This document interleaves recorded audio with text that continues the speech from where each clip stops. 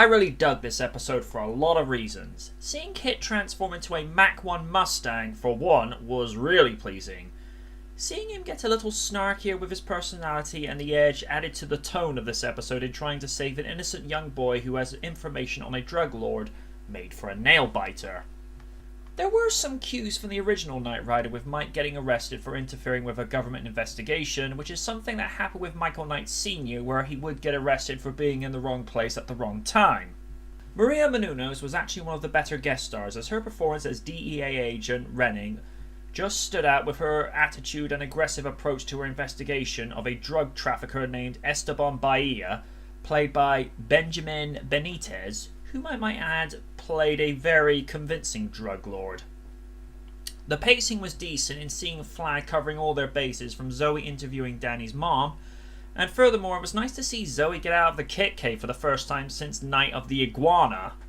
That is one major criticism I will give the show, is that Zoe and Billy specifically were not given enough field work. I appreciate that their strengths are being the computer programmers and experts at the SSC, but it just would have been nice to see them out of their comfort zones more often.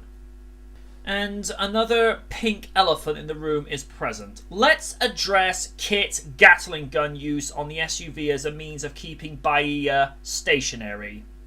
For an artificial intelligence that has protocols for the preservation of human life, don't you think it's a very tad contradicted to have that kind of weaponry housed under his hood?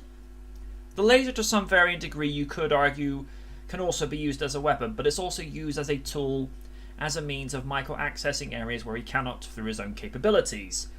That and Kit Prime had a laser for similar methods, but the point still stands, a tad over the top.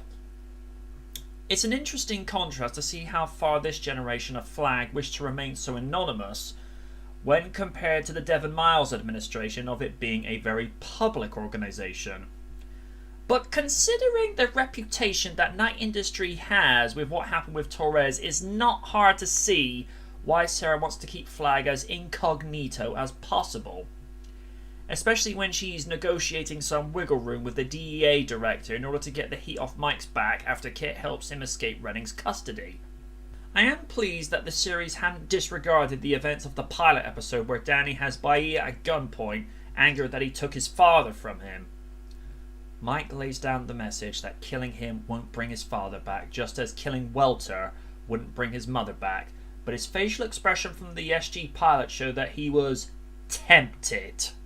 The ending is bittersweet, with Danny and his mom being handed reward money for the apprehension of Bahia, serving as a means of them having a brighter future without his father.